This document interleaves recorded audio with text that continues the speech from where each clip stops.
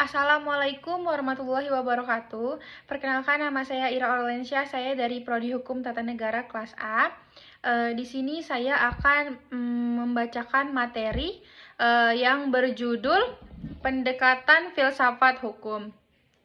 Nah, yang pertama ada ilmu hukum. Beberapa pendapat mengatakan bahwa karena filsafat hukum merupakan bagian khusus dari filsafat pada umumnya, maka berarti filsafat hukum hanya mempelajari hukum secara khusus. Sehingga hal-hal non-hukum menjadi tidak relevan dalam pengkajian filsafat hukum. Sebagai filsafat, filsafat hukum tunduk pada sifat-sifat, cara-cara, dan tujuan dari filsafat pada umumnya. Di samping itu, hukum sebagai objek dari filsafat hukum akan mempengaruhi filsafat hukum. Dengan demikian, cara timbal balik antara filsafat hukum dan filsafat saling berhubungan. Secara sederhana dapat dikatakan bahwa filsafat hukum adalah cabang filsafat, yaitu filsafat tingkah laku atau etika yang mempelajari hakikat hukum. Dengan perkataan lain, filsafat hukum adalah ilmu yang mempelajari hukum secara filosofis.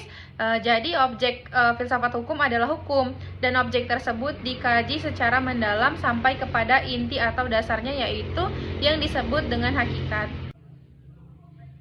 Menurut Purnadi dan Surjono Sukanto, hukum dapat diartikan sebagai yang pertama itu ilmu pengetahuan, yang kedua disiplin, yang ketiga norma, yang keempat tata hukum, yang kelima petugas, yang keenam keputusan penguasa, yang ketujuh proses pemerintah, lalu yang ke-8 sikap, tindak, ajek atau perilaku yang teratur, yang ke-9 jalinan nilai-nilai. Lalu ada ilmu filsafat sosial. Filsafat sosial merupakan cabang filsafat yang mempelajari persoalan-persoalan kemasyarakatan secara kritis, radikal, dan komprehensif. Sejak Plato dan Aristoteles, kajian terhadap persoalan-persoalan kemasyarakatan sudah menjadi kajian penelitian tersendiri. Menurut Plato dan Aristoteles, susunan masyarakat mencerminkan susunan kosmos yang abadi.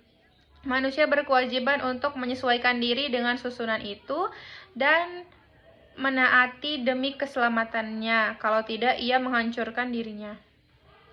Lalu ada perubahan hukum dan sosial. Proses terjadinya perubahan pada masyarakat di dunia pada dewasa ini merupakan suatu gejala yang normal, yang pengaruhnya menjalar dengan cepat ke bagian lain dari dunia.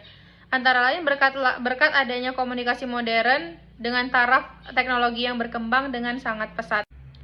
Penemuan-penemuan baru di bidang teknologi, terjadi satu revolusi modernisasi pendidikan dan lain-lain. Kejadian di suatu tempat dengan cepat dan dapat diketahui oleh masyarakat lain yang bertempat tinggal jauh dari pusat terjadinya peristiwa tersebut. Lalu yang terakhir ada faktor yang mempengaruhi terjadinya perubahan sosial. Pada umumnya dapat dikatakan bahwa sebab-sebab terjadinya perubahan sosial dapat bersumber pada masyarakat itu sendiri. Dan ada yang letaknya di luar masyarakat tersebut, yaitu yang datangnya sebagai pengaruh dari masyarakat lain atau dari alam sekelilingnya.